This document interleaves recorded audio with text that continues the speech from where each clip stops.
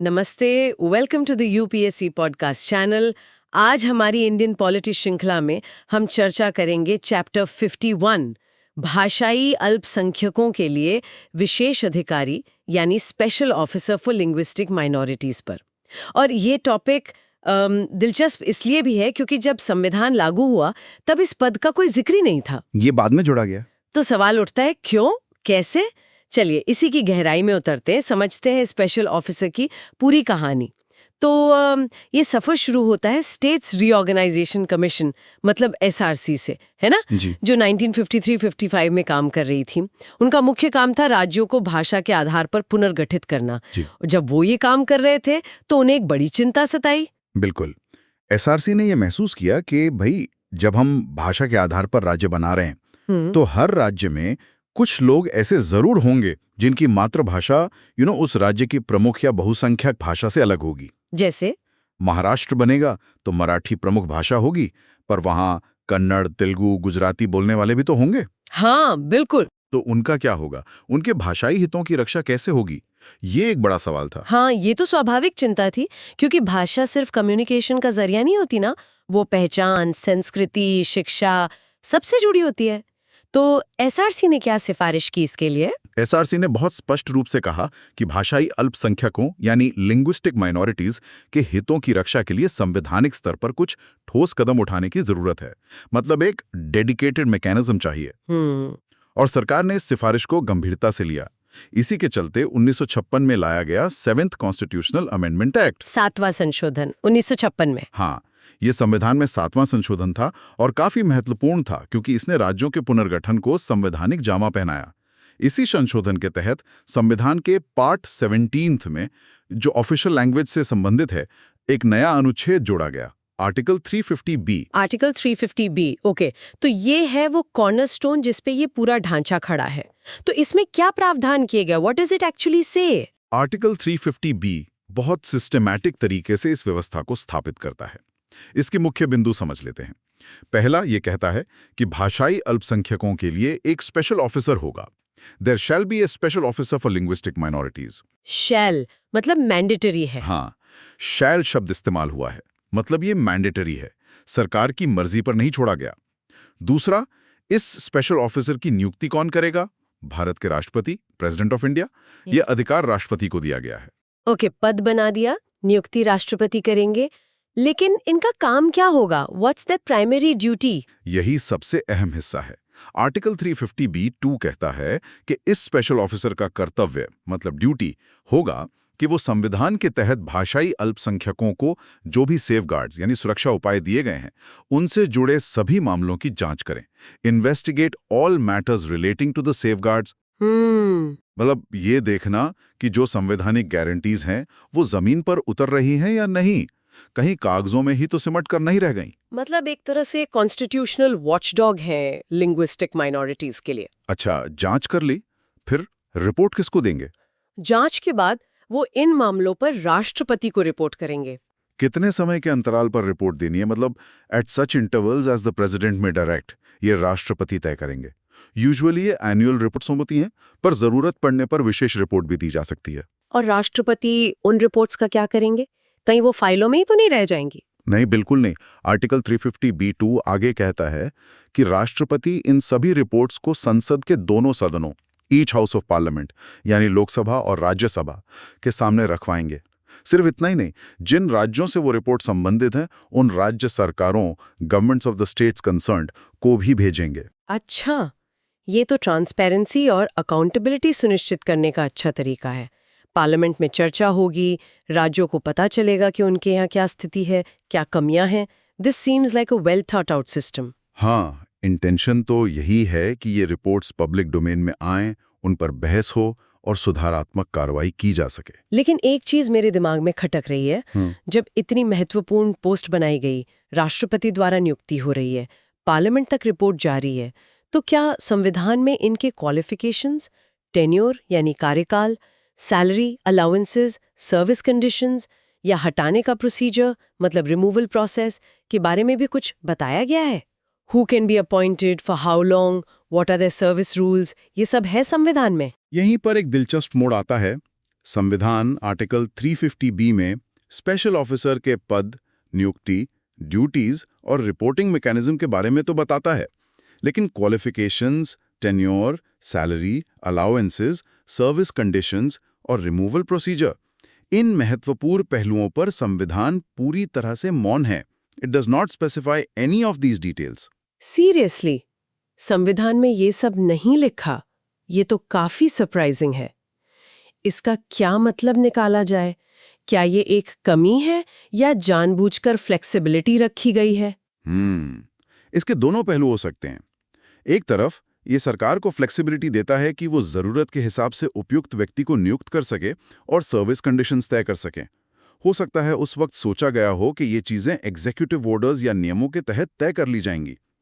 दूसरी तरफ constitutional banking ना होने से इन मामलों में पद की स्वतंत्रता, मतलब इंडिपेंडेंस, और कार्यकाल की सुरक्षा, सिक्योरिटी ऑफ टेन्योर, पर सवाल उठ सकते हैं। हाँ, ये तो है। क्या ये पद राजनीतिक दबाव से पूरी तरह मुक्त रह पाता है? ये एक सोचने वाली बात है जिसका जवाब संविधान में नहीं मिलता। ये वाकई एक इम्पोर्टेंट न्यूआंस है। Constitutional silence can be a double edged sword. अच्छा, चलिए एक और बुनियादी सवाल पर आते हैं। हम बार बार लिंग्विस्टिक माइनॉरिटी शब्द इस्तेमाल कर रहे हैं। चलिए इसकी संवैधानिक और व्यावहारिक परिभाषा को एक बार स्पष्ट कर लेते हैं। Who exactly qualifies as a linguistic minority in India? बिल्कुल। देखिए, संविधान खुद लिंग्विस्टिक माइनॉरिटी को परिभाषित नहीं करता, लेकिन सुप्रीम कोर्ट के फैसलों और सामान्य समझ के अनुसार लिंग्विस्टिक माइनॉरिटी का निर्धारण राज्य, मतलब स्टेट के आधार पर किया जाता है, न कि पूरे देश के आधार पर। अच्छा, स्टेट वाइज? हाँ, स्टेट वाइज बेसिस पर। किसी राज्य में रहने वाले लोगों का वो समूह जिनकी मातृभाषा, मदर टंग, उस राज्य की बहुसंख्यक आबादी, मतलब मेजॉरिटी, की भाषा या प्रमुख भाषा से अलग हो, उन्हें उस राज्य के संदर्भ में लिंग्विस्टिक माइनॉरिटी माना जाएगा। अच्छा, मतलब ये स्टेट स्पेसिफिक है। जी। जैसे तमिलनाडु में तेलुगु या मलयालम बोलने वाले लिंग्विस्टिक माइनॉरिटीज होंगे, भले ही आंध्र प्रदेश या केरला में वो मेजॉरिटी में हो। एग्जैक्टली, बिल्कुल। इसी तरह पश्चिम बंगाल में हिंदी या संथाली बोलने वाले लिंग्विस्टिक माइनॉरिटीज होंगे, जबकि उत्तर प्रदेश या झारखंड में वो मेजॉरिटी में हो सकते हैं। तो ये कॉन्सेप्ट राज्य की सीमाओं से बंधा हुआ है। It's determined on a state wise basis. ये महत्वपूर्ण है क्योंकि उनके अधिकार और सेफगार्ड्स भी राज्य के संदर्भ में ही लागू होते हैं ज्यादातर। ठीक है, ये स्पष्ट है। तो आर्टिकल 350B आ गया 1956 में, संविधान में जगह बन गई। इसके बाद जमीनी स्तर पर क्या हुआ? ये स्पेशल ऑफिसर का ऑफिस कब बना? संवैधानिक प्रावधान आने के फौरन बाद ही कार्रवाई हुई। आर्टिकल 350B के अनुसार 1957 में ही special officer for linguistic minorities का कार्यालय, ऑफिस, स्थापित कर दिया गया। So the very next year after the constitutional amendment, और इस पद पर जो अधिकारी नियुक्त होते हैं उन्हें पदनाम, डेजिग्नेशन दिया गया commissioner for linguistic minorities, short में CLM। CLM। तो व्यवहार में स्पेशल ऑफिसर को ही कमिश्नर फॉर लिंग्विस्टिक माइनॉरिटीज कहा जाता है। ये नाम ज्यादा प्रचलित है। Commissioner for linguistic minorities, CLM, make sense. अच्छा, इनका ऑफिस यानी हेडक्वार्टर्स कहाँ बनाया गया? क्या शुरू से दिल्ली में ही है? मैंने सुना है कि इसका पता बदलता रहा है। हाँ, इसमें थोड़ी यात्रा शामिल है। हेडक्वार्टर्स शुरू में 1957 में नई दिल्ली में ही स्थापित हुआ था, लेकिन कुछ समय बाद इसे इलाहाबाद, जो प्रयागराज है, शिफ्ट कर दिया गया। इलाहाबाद? हाँ, और कई दशकों तक ये ऑफिस इलाहाबाद से ही संचालित होता रहा। Interesting choice. कोई खास वजह? वजह तो स्पष्ट रूप से ज्ञात नहीं, पर शायद उस समय की प्रशासनिक या राजनीतिक परिस्थितियों के तहत यह फैसला लिया गया होगा। खैर, काफी सालों बाद 2015 में हेडक्वार्टर्स को वापस नई दिल्ली शिफ्ट कर दिया गया। अच्छा, 2015 में वापस दिल्ली। हाँ, तो वर्तमान में CLM का मुख्यालय नई दिल्ली में स्थित है। दिल्ली से इलाहाबाद फिर वापस दिल्ली। चलिए, देर आए दुरुस्त आए, अब दिल्ली में स्थिर है। लेकिन भारत तो बहुत बड़ा देश है, अलग अलग कोनों में लिंग्विस्टिक माइनॉरिटीज है। क्या सिर्फ दिल्ली से सब मैनेज हो जाता है या इनके रीजनल ऑफिसेज भी हैं? आपने बिल्कुल सही मुद्दा उठाया। भारत की भाषाई विविधता को देखते हुए सिर्फ एक सेंट्रल ऑफिस काफी नहीं है। इसलिए CLM के 3 क्षेत्रीय कार्यालय, रीजनल ऑफिसेज, भी स्थापित किए गए हैं। कहाँ हैं ये? ये हैं एक बेलगांव, कर्नाटक में, ओके। दूसरा चेन्नई, तमिलनाडु में, और तीसरा कारथदा, पश्चिम बंगाल में। ये लोकेशंस स्ट्रेटेजिकली चुनी गई हैं ताकि देश के विभिन्न हिस्सों तक पहुंच बनाई जा सके। जैसे बेलगाम शायद दक्षिणी और पश्चिमी क्षेत्र को कवर करता होगा, चेन्नई दक्षिणी राज्यों पर फोकस करता होगा, और कलकत्ता पूर्वी और उत्तर पूर्वी राज्यों के लिए होगा। और इन रीजनल ऑफिसर्स को कौन हेड करता है, कोई सीनियर ऑफिसर? हर रीजनल ऑफिस का प्रमुख एक असिस्टेंट कमिश्नर रैंक का अधिकारी होता है। Assistant commissioner. हाँ, ये असिस्टेंट कमिश्नर जमीनी स्तर पर सीएलएम के प्रतिनिधि के तौर पर काम करते हैं, शिकायतों को सुनते हैं, जांच करते हैं और हेडक्वार्टर्स को रिपोर्ट करते हैं।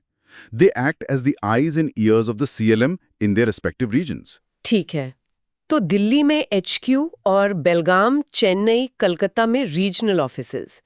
एचक्यू में सीएलएम की मदद के लिए कौन होता है? अकेले तो इतना बड़ा काम संभालना मुश्किल है। नहीं, बिल्कुल। हेडक्वार्टर्स में सीएलएम की सहायता के लिए एक डेप्यूटी कमिश्नर और एक असिस्टेंट कमिश्नर होते हैं। अच्छा, डेप्यूटी और असिस्टेंट कमिश्नर। जी, ये वरिष्ठ अधिकारियों ने पॉलिसी फॉर्मुलेशन, कोऑर्डिनेशन और डे टू डे एडमिनिस्ट्रेशन में मदद करते हैं। इसके अलावा राज्यों और केंद्र शासित प्रदेशों मतलब स्टेट्स एंड यूनियन टेरिटरीज के साथ कोऑर्डिनेशन बहुत जरूरी है। इसके लिए एक सिस्टम बनाया गया है। क्या सिस्टम है? हर राज्य सरकार और केंद्र शासित प्रदेश प्रशासन अपने यहाँ एक नोडल अधिकारी, नोडल ऑफिसर नियुक्त करता है। Nodal officer? हाँ, ये नोडल अधिकारी सीएलएम के ऑफिस और संबंधित राज्य केंद्र शासित प्रदेश के प्रशासन के बीच एक ब्रिज की तरह काम करते हैं। सीएलएम इन्हीं नोडल ऑफिसर्स के माध्यम से राज्यों, केंद्र शासित प्रदेशों के साथ संपर्क साधते हैं, मतलब लेजन करते हैं, जानकारी लेते हैं और फॉलो अप करते हैं। जैसे कॉलेज में क्लास रिप्रेजेंटेटिव होता है ना, वैसा कुछ स्टूडेंट्स और प्रोफेसर के बीच की कड़ी। हाँ, कुछ वैसे ही समझ लीजिए। ये नोडल ऑफिसर सिस्टम कोऑर्डिनेशन के लिए काफी प्रैक्टिकल है। बिल्कुल। अच्छा, अब एक और प्रशासनिक सवाल। ये सीएलएम का ऑफिस एडमिनिस्ट्रेटिवली किस मंत्रालय के तहत आता है? Who is there boss with in the government structure? Central level पर सीएलएम का कार्यालय मिनिस्ट्री ऑफ माइनॉरिटी अफेयर्स यानी अल्पसंख्यक कार्य मंत्रालय के अंतर्गत आता है। Ministry of minority affairs, okay. हालांकि सीएलएम की नियुक्ति राष्ट्रपति करते हैं और वो अपनी रिपोर्ट भी राष्ट्रपति को सौंपते हैं संसद में रखने के लिए। लेकिन day to day administrative control और बजट एलोकेशन वगैरह मिनिस्ट्री ऑफ माइनॉरिटी अफेयर्स के जरिए होता है। मतलब नियुक्ति और रिपोर्टिंग राष्ट्रपति को, लेकिन administrative linkage minority affairs ministry से है। तो क्या सीएलएम अपनी रिपोर्ट सीधे राष्ट्रपति को भेजते हैं या मंत्रालय के थ्रू? प्रोसीजरली सीएलएम अपनी वार्षिक या अन्य रिपोर्ट्स राष्ट्रपति को यूनियन माइनॉरिटी अफेयर्स मिनिस्टर के माध्यम से ही सौंपते हैं। ये एक स्थापित प्रक्रिया है। मिनिस्टर फिर उसे राष्ट्रपति के समक्ष प्रस्तुत करते हैं। ठीक है, तो अब हमें स्ट्रक्चर, लोकेशन, स्टाफिंग और एडमिनिस्ट्रेटिव लिंकेज समझ आ गया है। अब आते हैं सबसे महत्वपूर्ण हिस्से पर, रोल एंड फंक्शनिंग। ये सीएलएम आखिर करते क्या है? इनका असल काम क्या है जमीन पर? डे टू डे रोल क्या है? देखिए, इनका कोर फंक्शन है राज्यों और केंद्र शासित प्रदेशों के साथ लगातार इंटरैक्ट करना। इंटरैक्ट करना किस बारे में? भाषाई अल्पसंख्यकों को दिए गए सेफगार्ड्स के इम्प्लीमेंटेशन से संबंधित सभी मुद्दों पर। ये सेफगार्ड्स, जैसा हमने पहले बात की, दो तरह के हो सकते हैं। एक तो कॉन्स्टिट्यूशनल सेफगार्ड्स, जो सीधे संविधान के अनुच्छेदों में दिए गए हैं, जैसे आर्टिकल 29, 30, 350, 350A, 350B वगैरह। हाँ। और दूसरे nationally agreed safeguards. Nationally agreed safeguards, ये क्या है? ये वो सुरक्षा उपाय हैं जो संविधान में सीधे तौर पर भले ही ना लिखे हों, पर समय समय पर केंद्र और राज्यों के बीच हुई चर्चाओं, मुख्यमंत्री सम्मेलनों या नीतिगत फैसलों के जरिए राष्ट्रीय स्तर पर सहमत हुए हैं। अच्छा। जैसे प्राथमिक शिक्षा मातृभाषा में देने की सुविधा, सरकारी नौकरियों की परीक्षाओं में भाषा का विकल्प देना, महत्वपूर्ण नियमों या कानूनों का अल्पसंख्यक भाषाओं में अनुवाद उपलब्ध कराना, इस तरह की चीजें। अच्छा, तो ये नेशनली अग्रीड सेफगार्ड्स वो हैं जो कॉन्स्टिट्यूशनल टेक्स्ट से बाहर आपसी सहमति से विकसित हुए हैं, जैसे बेस्ट प्रैक्टिसेस या पॉलिसी डिसीजंस। हाँ, आप कह सकते हैं। ये संविधान की भावना को ही आगे बढ़ाते हैं। प्रैक्टिकल इम्प्लीमेंटेशन के लिए अग्रीड अपॉन मैकेनिज्म्स होते हैं। हाँ। सीएलएम का काम इन दोनों तरह के सेफगार्ड्स के कार्यान्वयन की निगरानी करना है। और ये निगरानी करते कैसे हैं? क्या सिर्फ राज्यों से रिपोर्ट मांगकर काम चल जाता है? नहीं, इनका काम सिर्फ रिपोर्ट मांगने तक सीमित नहीं है। सीएलएम का संगठन उन सभी मामलों, मतलब रिप्रेजेंटेशंस, को एक्टिवली देखता है और उन पर कार्रवाई करता है जो भाषाई अल्पसंख्यक व्यक्तियों, इंडिविजुअल्स, समूहों, ग्रुप्स, संघों, एसोसिएशंस या संगठनों, ऑर्गेनाइजेशंस द्वारा उनके संज्ञान में लाए जाते हैं। अच्छा। कोई भी लिंग्विस्टिक माइनॉरिटी कम्युनिटी का व्यक्ति या उनका संगठन, अगर उन्हें लगता है कि उनके भाषाई अधिकारों का हनन हो रहा है या सेफगार्ड्स इंप्लीमेंट नहीं हो रहे तो वो सीधे सीएलएम को लिख सकते हैं, अपनी शिकायत दर्ज करा सकते हैं। ये तो आम आदमी के लिए, खासकर जो माइनॉरिटी कम्युनिटी से हैं, एक डायरेक्ट ग्रीवेंस रिड्रेसल मैकेनिज्म जैसा है। अपनी बात सीधे कमिश्नर तक पहुंचाने का रास्ता। That's quite empowering. बिल्कुल। और ये सिर्फ पैसिव रोल नहीं है कि शिकायत आएगी तो देखेंगे। जैसा कि जानकारी मिलती है, सीएलएम प्रोएक्टिव भूमिका भी निभाते हैं। प्रोएक्टिव कैसे? वे खुद भाषाई अल्पसंख्यक क्षेत्रों, लिंग्विस्टिक माइनॉरिटी एरियाज और वहां स्थित शैक्षणिक संस्थानों, एजुकेशनल इंस्टीट्यूशंस का दौरा करते हैं, पर्सनली विजिट करते हैं। अरे वाह, मतलब फील्ड विजिट्स भी होती हैं। ये तो बहुत जरूरी है जमीनी हकीकत जानने के लिए। जैसे स्कूलों में जाकर देखना कि क्या सच में माइनॉरिटी लैंग्वेज में पढ़ाने की व्यवस्था है या सिर्फ कागजों पर है। जी हाँ, इन दौरों का मकसद होता है सेफगार्ड्स की स्कीम के इम्प्लीमेंटेशन की स्थिति का मौके पर मूल्यांकन करना, ऑन द स्पॉट असेसमेंट। इससे उन्हें फर्स्ट हैंड इन्फॉर्मेशन मिलती है, क्या अच्छा हो रहा है, कहाँ दिक्कतें हैं, लोगों की क्या परेशानियां हैं। ये सिर्फ फाइलों और सरकारी रिपोर्टों पर निर्भर नहीं रहते। ये फील्ड विजिट्स वाला एस्पेक्ट तो इनके काम को काफी विश्वसनीयता देता है। अच्छा, मान लीजिए सीएलएम को अपनी इन्वेस्टिगेशन में या फील्ड विजिट में कोई गंभीर कमी मिलती है या कोई राज्य सरकार सहयोग नहीं कर रही, तब वो क्या करते हैं? अपनी फाइंडिंग्स किसके साथ उठाते हैं? क्या सिर्फ निचले स्तर के अधिकारियों से बात करके रह जाते हैं? यहीं पर इस पद की असली ताकत और महत्व सामने आता है। जानकारी के अनुसार जरूरत पड़ने पर व्हेन रिक्वायर्ड सीएलएम मामलों को उच्चतम स्तर पर उठाते हैं। उच्चतम स्तर मतलब? वे राज्यों के मुख्यमंत्रियों, चीफ मिनिस्टर्स और राज्यपालों, गवर्नर्स के साथ, और केंद्र शासित प्रदेशों के मामले में वहां के मुख्यमंत्री यदि हों और उपराज्यपालों, एलटी गवर्नर्स के साथ भी सीधे चर्चा करते हैं, होल्ड डिस्कशंस। सीधे चीफ मिनिस्टर्स और गवर्नर्स, एलटी गवर्नर्स से? ये तो बहुत बड़ी बात है। मतलब राज्य के पॉलिटिकल एग्जीक्यूटिव हेड तक सीधी पहुंच है। इससे तो उनकी बात में काफी वजन आता होगा। It implies a direct channel to the highest political authority in the state or UT। हाँ बिल्कुल। और बात यही नहीं रुकती, वे प्रशासन के भी उच्चतम स्तरों, हाईएस्ट लेवल्स ऑफ एडमिनिस्ट्रेशन पर चर्चा करते हैं। जैसे कि राज्य के मुख्य सचिव, चीफ सेक्रेटरी, जो पूरी स्टेट ब्यूरोक्रेसी के प्रमुख होते हैं, प्रिंसिपल सेक्रेटरी एजुकेशन, क्योंकि शिक्षा में भाषा का मुद्दा बहुत संवेदनशील और महत्वपूर्ण होता है, और उन अन्य विभागों के प्रिंसिपल सेक्रेटरी से भी मिलते हैं जिन्हें भाषाई अल्पसंख्यकों के सेफगार्ड्स के कार्यान्वयन की निगरानी, मॉनिटरिंग का काम सौंपा गया है। चीफ सेक्रेटरीज, प्रिंसिपल सेक्रेटरीज, बाप रे, मतलब सीएलएम के पास पॉलिटिकल और एडमिनिस्ट्रेटिव दोनों ही हायरार्कीज में टॉप लेवल एक्सेस है। ये एक्सेस भाषाई अल्पसंख्यकों की आवाज को सत्ता के गलियारों तक पहुंचाने में कितना महत्वपूर्ण होता होगा? निश्चित रूप से। ये एक्सेस उन्हें मुद्दों को प्रभावी ढंग से उठाने और समाधान के लिए दबाव बनाने में मदद करता है। हालांकि ये सवाल हमेशा रहता है कि क्या ये हाई लेवल एक्सेस हमेशा जमीनी स्तर पर ठोस बदलाव ला पाता है? हाँ, ये भी है। इम्प्लीमेंटेशन में फिर भी कई चुनौतियां हो सकती हैं, ब्यूरोक्रेटिक इनर्शिया हो सकता है, पॉलिटिकल विल की कमी हो सकती है, लेकिन ये मैकेनिज्म कम से कम एक रास्ता तो जरूर प्रदान करता है। सही कहा। कम से कम एक संवैधानिक और संस्थागत व्यवस्था तो है जो भाषाई अल्पसंख्यकों के मुद्दों को उच्चतम स्तर पर उठाने के लिए समर्पित है। ये भारत जैसे विविधतापूर्ण देश के लिए बहुत जरूरी है।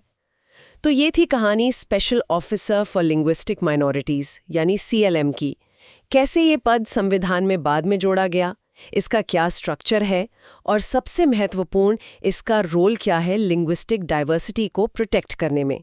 चलिए आगे बढ़ते हैं।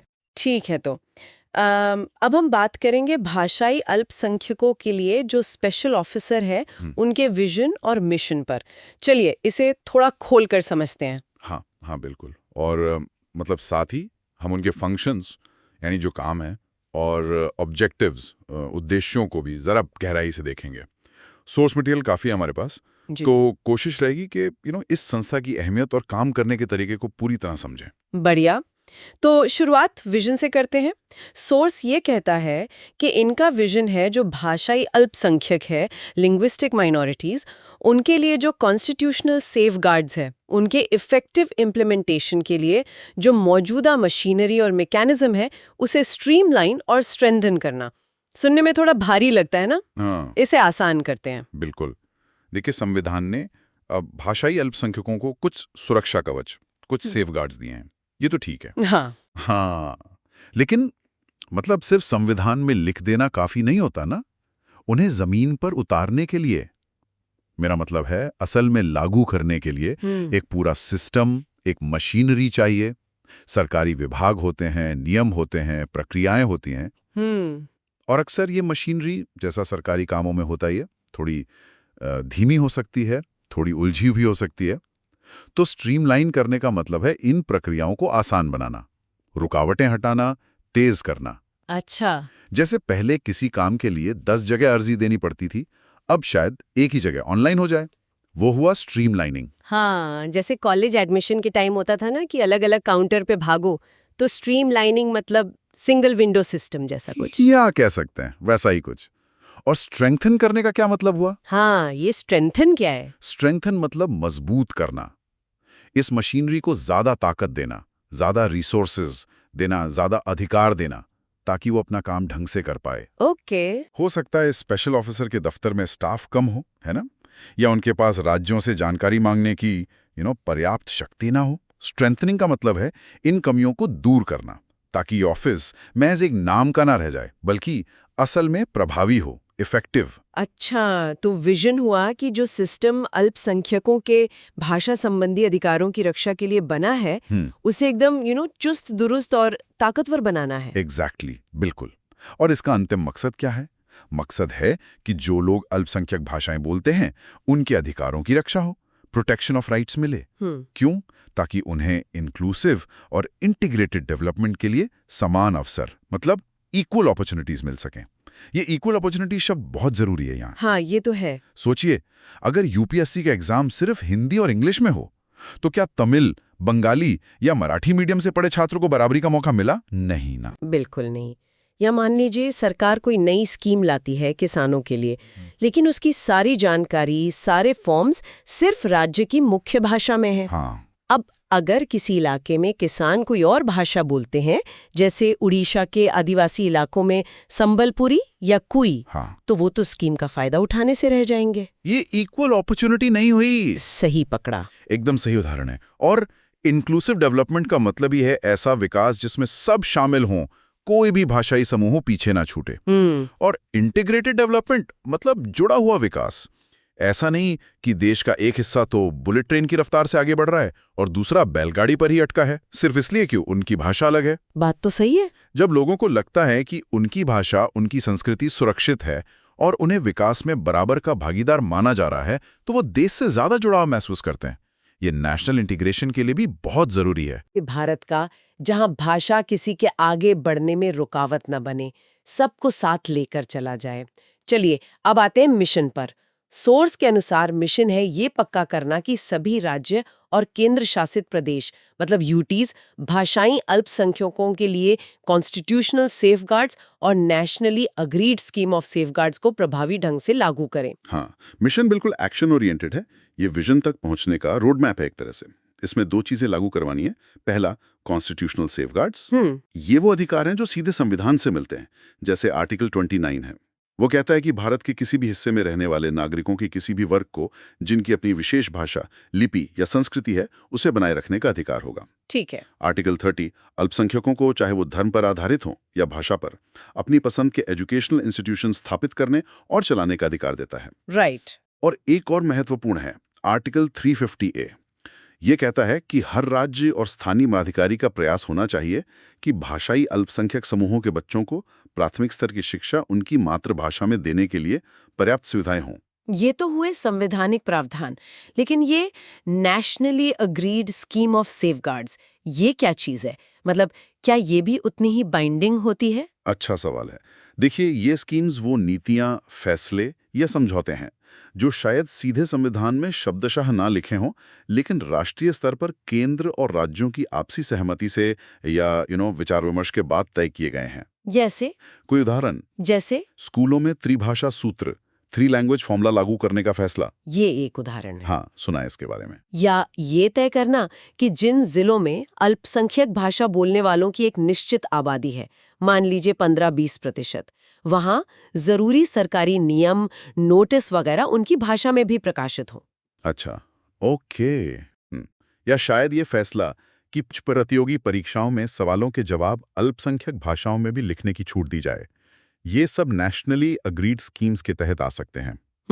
अब रही बात बाइंडिंग होने की, तो संवैधानिक प्रावधानों जितनी कानूनी बाध्यता शायद इनमें न हो, लेकिन क्योंकि ये नेशनली अग्रीड हैं, राज्यों से उम्मीद की जाती है कि वो इन्हें लागू करें। ये संविधान के स्पिरिट को लागू करने में मदद करती हैं, उसकी भावना को। तो मतलब ये राज्यों के विवेक पर ज्यादा निर्भर करता है? कुछ हद तक हाँ, लेकिन सीएलएम का मिशन यही है कि राज्यों पर नजर रखे, उन्हें प्रोत्साहित करें, जरूरत पड़े तो टोके भी, कि वो इन दोनों तरह के सेफगार्ड्स को संवैधानिक और राष्ट्रीय स्तर पर सहमत सिर्फ कागज पर नहीं बल्कि प्रभावी ढंग से इफेक्टिवली लागू करें। मतलब सीएलएम का काम ये देखना है कि नियम बन गया, सर्कुलर निकल गया, बस उतना ही नहीं, बल्कि क्या उसका असर जमीन पर दिख रहा है, क्या लोगों को सच में फायदा हो रहा है? बिल्कुल, इफेक्टिव इम्प्लीमेंटेशन पर जोर है।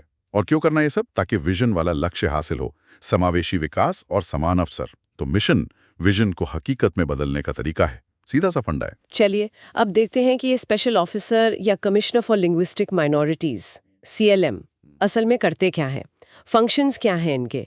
सोर्स में 3 मुख्य फंक्शंस बताए गए हैं। पहला है भाषाई अल्पसंख्यकों को दिए गए सेफगार्ड्स से संबंधित सभी मामलों की जांच करना, टू इन्वेस्टिगेट ऑल मैटर्स। हाँ, ये जांच या इन्वेस्टिगेशन ये कैसे होती है? सोर्स बताता है कि ये शिकायतों मतलब कंप्लेंट्स के आधार पर हो सकती है। अच्छा, कोई व्यक्ति, कोई समुदाय, कोई एनजीओ अगर सीएलएम को लिखता है कि भाई उनके भाषाई अधिकारों का हनन हो रहा है, जैसे उनके बच्चों को स्कूल में मातृभाषा में प्राथमिक शिक्षा नहीं मिल पा रही, या सरकारी नौकरी के विज्ञापन उनकी भाषा में नहीं छप रहे, या मान लीजिए कोर्ट में उनकी भाषा समझने वाला ट्रांसलेटर नहीं है, तो सीएलएमएस की जांच कर सकता है। ने पर ही काम करते हैं या खुद से भी नजर रखते हैं? नहीं, ये प्रोएक्टिव भी हो सकते हैं। ऐसा नहीं कि सिर्फ शिकायत का इंतजार करें, ये खुद से भी मामलों का संज्ञान ले सकते हैं। ये सिर्फ एक रिएक्टिव बॉडी नहीं है। अच्छा, इनका काम सिर्फ गलती निकालना नहीं है बल्कि समस्या की जड़ तक पहुंचना है। जांच से पता चलता है कि प्रॉब्लम क्या है, क्या कानून में कमी है, या उसे लागू करने वाले अधिकारियों में संवेदनशीलता की कमी है, या संसाधनों का अभाव है। तो ये एक तरह से मॉनिटरिंग और फैक्ट फाइंडिंग का काम है, एक वॉचडॉग की तरह जो भाषाई अधिकारों पर नजर रखता है। समझ गए। दूसरा फंक्शन है इन सेफगार्ड्स के इम्प्लीमेंटेशन की स्थिति पर भारत के राष्ट्रपति को रिपोर्ट प्रस्तुत करना, to submit reports to the president. और ये फंक्शन बहुत अहमियत रखता है। सीएलएम अपनी जांच, अपनी मॉनिटरिंग के आधार पर सालाना या जरूरत पड़ने पर पहले भी एक रिपोर्ट तैयार करता है, और वो रिपोर्ट सीधे भारत के राष्ट्रपति को सौंपी जाती है। सीधे राष्ट्रपति को, किसी मंत्रालय को नहीं? नहीं, सीधे हेड ऑफ स्टेट के पास। इसका मतलब समझ रहे हैं आप इस मुद्दे को कितनी गंभीरता दी गई है? हाँ, ये तो वाकई एक बड़ी बात है। बिल्कुल, और प्रक्रिया यही नहीं रुकती। राष्ट्रपति उस रिपोर्ट को संसद के दोनों सदनों, लोकसभा और राज्यसभा के पटल पर रखवाते हैं। अच्छा, पार्लियामेंट में भी जाती है ये रिपोर्ट? हाँ, आप सोचिए, जब रिपोर्ट पार्लियामेंट में आती है तो उस पर चर्चा हो सकती है, सवाल पूछे जा सकते हैं, एमपी सवाल उठा सकते हैं, मीडिया उसे कवर कर सकता है। इससे सरकार और संबंधित राज्य सरकारों पर एक नैतिक और राजनीतिक दबाव बनता है कि वो सीएलएम की सिफारिशों पर गौर करें और जरूरी कदम उठाएं। ये पूरी प्रक्रिया ट्रांसपेरेंसी और अकाउंटेबिलिटी सुनिश्चित करती है। सही बात है। ये दिखाते रहे कि भाषाई अल्पसंख्यकों के अधिकारों को कितनी ऊंची प्राथमिकता दी गई है हमारे सिस्टम में। हाँ, ये तो वाकई एक पावरफुल मैकेनिज्म है अकाउंटेबिलिटी के लिए। अब तीसरा फंक्शन क्या है? तीसरा फंक्शन है इन सेफगार्ड्स के इम्प्लीमेंटेशन की निगरानी करना, मॉनिटरिंग करना, जिसके लिए वो कई तरीके अपनाते हैं।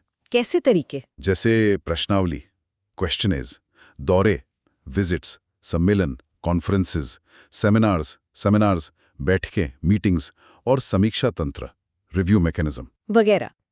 अच्छा, ये सब तरीके हैं जानकारी इकट्ठा करने और मॉनिटरिंग करने के। जरा इनके बारे में बताइए एक एक करके। क्वेश्चनेज कैसे? हाँ, क्वेश्चनेज के जरिए सीएलएम राज्यों और केंद्र शासित प्रदेशों से स्पेसिफिक डेटा मांग सकता है, जैसे आपके राज्य में कितने स्कूलों में किन किन अल्पसंख्यक भाषाओं में पढ़ाई की सुविधा है, कितने शिक्षक हैं उन भाषाओं के, क्या उन भाषाओं में पाठ्य पुस्तकें, टेक्स्ट बुक्स उपलब्ध हैं या नहीं, सरकारी नौकरियों में कितनी भाषाई अल्पसंख्यकों की भर्ती हुई। इस तरह के आंकड़े इम्प्लीमेंटेशन की असलियत समझने में मदद करते हैं। और विजिट्स मतलब अधिकारी खुद फील्ड में जाते हैं? बिल्कुल, सीएलएम या उनके ऑफिस के अधिकारी राज्यों का दौरा करते हैं। वो स्कूलों में जाते हैं, सरकारी दफ्तरों में जाते हैं, स्थानीय लोगों से, समुदाय के नेताओं से मिलते हैं। Direct interaction. इससे क्या फायदा होता है? इससे उन्हें फर्स्ट हैंड जानकारी मिलती है कि जमीनी हकीकत क्या है। कई बार क्या होता है ना, कागजों पर तो सब अच्छा दिखता है, रिपोर्ट में लिख दिया कि हाँ सब बढ़िया है, पर असलियत कुछ और होती है। हाँ, ये तो होता है। जैसे हो सकता है रिकॉर्ड में लिखा हो कि स्कूल में मातृभाषा पढ़ाने वाला टीचर है, पर विजिट पर पता चले कि वो टीचर तो महीनों से आया ही नहीं, या उसे कोई और काम दे दिया गया है। इसलिए ये दौरे बहुत जरूरी हैं ग्राउंड ट्रूथिंग के लिए। सही है। और कॉन्फ्रेंसेस, सेमिनार्स, मीटिंग्स, ये क्यों? कॉन्फ्रेंसेस और सेमिनार्स का मकसद दोहरा होता है। एक तो जागरूकता फैलाना भाषाई अल्पसंख्यकों को उनके अधिकारों के बारे में बताना, अधिकारियों को सेंसिटाइज करना। दूसरा, अलग अलग राज्यों के अनुभवों को साझा करना, बेस्ट प्रैक्टिसेस को सामने लाना और समस्याओं के समाधान पर विचार विमर्श करना। इनमें अक्सर भाषाविद, शिक्षाविद, सरकारी अधिकारी और अल्पसंख्यक समुदायों के प्रतिनिधि शामिल होते हैं। और मीटिंग्स खासकर राज्य सरकार के जो नोडल अधिकारी होते हैं उनके साथ इम्प्लीमेंटेशन में आ रही दिक्कतों पर सीधी बात करने और उनका हल निकालने के लिए होती हैं। और ये रिव्यू मैकेनिज्म एक तरह से फॉलोअप का तरीका है। ये देखना कि पिछली मीटिंग्स या रिपोर्ट्स में जो सिफारिशें की गई थी उन पर क्या कार्रवाई हुई, कितना काम आगे बढ़ा। समझ गई। तो आप देख सकती हैं, ये कोई एक तरीका नहीं बल्कि एक मल्टी प्रोंग्ड स्ट्रैटेजी है। Information gathering, ground truthing, awareness generation, advocacy और फॉलोअप, सब कुछ शामिल है इसमें। सही में काफी फैला हुआ काम है इनका। अब फंक्शंस के बाद आते हैं ऑब्जेक्टिव्स पर, यानी सीएलएम के उद्देश्य क्या हैं। सोर्स में 4 मुख्य उद्देश्य दिए गए हैं। पहला, भाषाई अल्पसंख्यकों को समावेशी विकास, इंक्लूसिव डेवलपमेंट और राष्ट्रीय एकता, नेशनल इंटीग्रेशन के लिए समान अवसर प्रदान करना। हाँ, ये ऑब्जेक्टिव तो सीएलएम के पूरे वजूद का सार है, एसेंस है। ये सीधे विजन और मिशन से जुड़ा हुआ है। जैसा हमने पहले बात की, जब किसी को सिर्फ अपनी भाषा की वजह से शिक्षा, नौकरी या सरकारी योजनाओं का लाभ लेने में मुश्किल आती है, तो वो विकास की दौड़ में पीछे छूट जाता है। ये इंक्लूसिव डेवलपमेंट नहीं है। और जब किसी समूह को लगता है कि उनकी भाषा और पहचान को सम्मान नहीं मिल रहा, उन्हें दोयम दर्जे का नागरिक समझा जा रहा है, तो उनमें अलगाव, एलियनेशन की भावना आ सकती है। हाँ, बिल्कुल। और ये नेशनल इंटीग्रेशन के लिए खतरा है। इसलिए समान अवसर देना सिर्फ आर्थिक या सामाजिक न्याय का मामला नहीं, बल्कि राष्ट्रीय एकता का भी मामला है। बहुत गहरा मुद्दा ये। हाँ, अक्सर हम सुनते हैं कि देश के कुछ हिस्सों में लोगों को लगता है कि उनकी भाषा या संस्कृति को मुख्य धारा में जगह नहीं मिल रही। ये ऑब्जेक्टिव उसी चिंता को एड्रेस करता है। बिल्कुल। दूसरा उद्देश्य है भाषाई अल्पसंख्यकों के बीच उनके लिए उपलब्ध सेफगार्ड्स के बारे में जागरूकता फैलाना, टू स्प्रेड अवेयरनेस। ये कितना जरूरी है। मतलब मुझे लगता है ये शायद सबसे जरूरी कामों में से एक है। कई बार लोगों को पता ही नहीं होता कि उनके अधिकार क्या हैं। जैसे मिड डे मील स्कीम है, सबको पता है, लेकिन अपनी भाषा में प्राथमिक शिक्षा का अधिकार है, ये शायद बहुतों को ना पता हो। प्रिसाइसली, एग्जैक्टली यही बात है। अगर किसी दूर दराज के गांव में रहने वाले आदिवासी समुदाय को ये पता ही नहीं है कि संविधान उन्हें अपनी भाषा को बचाने और बच्चों को उसमें पढ़ाने का हक देता है, तो वो इसकी मांग कैसे करेंगे? सही बात है। या अगर किसी शहर में रहने वाले उर्दू भाषी व्यक्ति को नहीं पता कि वो सरकारी दफ्तर में उर्दू में आवेदन दे सकता है, अगर नियमों में प्रावधान है, तो वो हिंदी या अंग्रेजी में मशक्कत करता रहेगा, परेशान होता रहेगा। जानकारी के अभाव में अधिकार होते हुए भी बेकार हो जाते हैं। इसीलिए सीएलएम का एक बड़ा ऑब्जेक्टिव है अवेयरनेस फैलाना, लोगों को उनके हक के बारे में बताना। और ये अवेयरनेस फैलाएंगे कैसे? क्या तरीके हो सकते हैं? सोच सीधे तरीके नहीं बताता, लेकिन हम अंदाजा लगा सकते हैं। शायद वो सरल भाषा में पैम्फलेट छपवा सकते हैं, लोकल भाषाओं में। हाँ। लोकल रेडियो, टीवी चैनल्स का इस्तेमाल कर सकते हैं। स्कूलों और कॉलेजों में कार्यक्रम आयोजित कर सकते हैं। एनजीओज और जो सामुदायिक संगठन हैं, उनके साथ मिलकर काम कर सकते हैं। महत्वपूर्ण यह है कि जानकारी उन लोगों तक उनकी समझ आने वाली भाषा और तरीके से पहुंचे। सिर्फ सरकारी भाषा में नोटिस निकाल देना काफी नहीं है। Effective implementation. यहाँ फिर से इफेक्टिव इम्प्लीमेंटेशन पर जोर है। ये फंक्शन वाले पॉइंट का ही विस्तार है, लेकिन ऑब्जेक्टिव के तौर पर यह लक्ष्य को और स्पष्ट करता है। उद्देश्य सिर्फ ये नहीं कि नियम लागू हो, बल्कि ये कि वो प्रभावी ढंग से लागू हो। प्रभावी ढंग से मतलब उसका नतीजा निकले, उसका असर दिखे। उदाहरण के लिए नियम है कि जहां भाषाई अल्पसंख्यक आबादी काफी है, वहां जरूरी सरकारी साइन बोर्ड उनकी भाषा में भी हों। हाँ।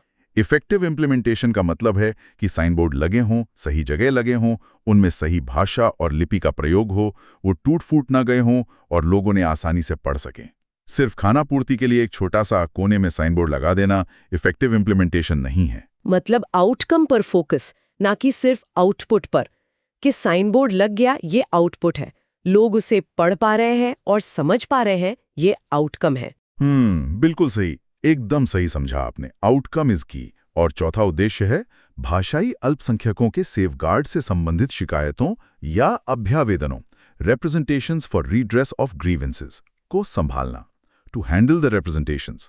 तो ये सीधे तौर पर शिकायतों का निपटारा करने की बात करता है। हाँ, ये CLM को एक तरह का ग्रीवेंस रिड्रेसल फोरम बनाता है भाषाई अल्पसंख्यकों के लिए। अगर किसी व्यक्ति या समूह को लगता है कि उनके भाषाई अधिकारों का हनन हो रहा है या उन्हें किसी सेफगार्ड का लाभ नहीं मिल रहा, तो वो CLM को अपना रिप्रेजेंटेशन यानी अपनी शिकायत या अपना मामला लिखकर भेज सकते हैं। और CLM का उद्देश्य है इन रिप्रेजेंटेशंस को हैंडल करना, उनकी जांच करना, संबंधित अधिकारियों, चाहे वो राज्य सरकार के हों या केंद्र सरकार के विभाग, उनके साथ मामला उठाना और समस्या का समाधान करवाने की कोशिश करना। तो क्या ये कोर्ट की तरह सजा दे सकते हैं या आदेश जारी कर सकते हैं? क्या इनके पास वो पावर है? ये एक तरह से सिफारिशी रिकमेंडेटरी बॉडी है। अच्छा, सिर्फ सिफारिश कर सकते हैं। हाँ, लेकिन इसकी शक्ति इसके संवैधानिक दर्जे से आती है। राष्ट्रपति को सीधे रिपोर्ट करने की क्षमता से आती है और संसद के प्रति जवाबदेही से आती है। जब CLM किसी मामले को उठाता है तो अधिकारियों से हल्के में नहीं ले सकते। वो मध्यस्थता, मीडिएशन कर सकता है, अनुनय, परसुएजन कर सकता है, मतलब समझा बुझा सकता है, और अगर बात ना बने तो अपनी रिपोर्ट में इसका जिक्र करके सरकार और संसद का ध्यान आकर्षित कर सकता है। अच्छा, तो प्रेशर बना सकता है। हाँ, एक तरह का नैतिक और राजनीतिक प्रेशर। तो ये भले ही सीधे दांत ना रखता हो, पर इसकी आवाज में वजन है। ये भाषाई अल्पसंख्यकों के लिए एक महत्वपूर्ण मंच है अपनी आवाज उठाने का, अपनी बात रखने का। सही है। तो कुल मिलाकर देखें तो CLM का विजन, मिशन, फंक्शंस और ऑब्जेक्टिव्स, ये सब भारत की जो अद्भुत भाषाई विविधता है उसको सहेजने और ये सुनिश्चित करने के लिए हैं कि भाषा किसी की तरक्की में बाधा ना बने, बल्कि हर किसी को बराबरी का मौका मिले। बिल्कुल, ये संस्था भारतीय लोकतंत्र के इंक्लूसिव कैरेक्टर का, समावेशी चरित्र का एक अहम प्रतीक है। और सोचने वाली बात यह भी है कि जैसे जैसे समाज बदल रहा है, टेक्नोलॉजी बढ़ रही है, हाँ। वैसे में भाषाई अल्पसंख्यकों के सामने नई चुनौतियां भी आ रही होंगी और नए अवसर भी। डिजिटल डिवाइड एक चुनौती हो सकती है। हाँ, ये तो है। तो वहीं टेक्नोलॉजी जागरूकता फैलाने या भाषा सिखाने का माध्यम भी बन सकती है। CLM को इन बदलते हालातों में भी प्रासंगिक बने रहना होगा, रेलेवेंट रहना होगा। बिल्कुल। चलिए, बहुत अच्छी चर्चा रही। ठीक है, तो हम उम्मीद करते हैं कि भारतीय राजनीति यानी इंडियन पॉलिटी के अध्याय 51 भाषाई अल्पसंख्यकों के लिए विशेष अधिकारी chapter 51 special officer for linguistic minorities पर हमारी आज की ये विस्तृत चर्चा पसंद आई होगी। UPSC विषयों पर ऐसी और गहरी चर्चाओं के लिए जुड़े रहिए द UPSC पॉडकास्ट चैनल से। धन्यवाद। जय हिंद।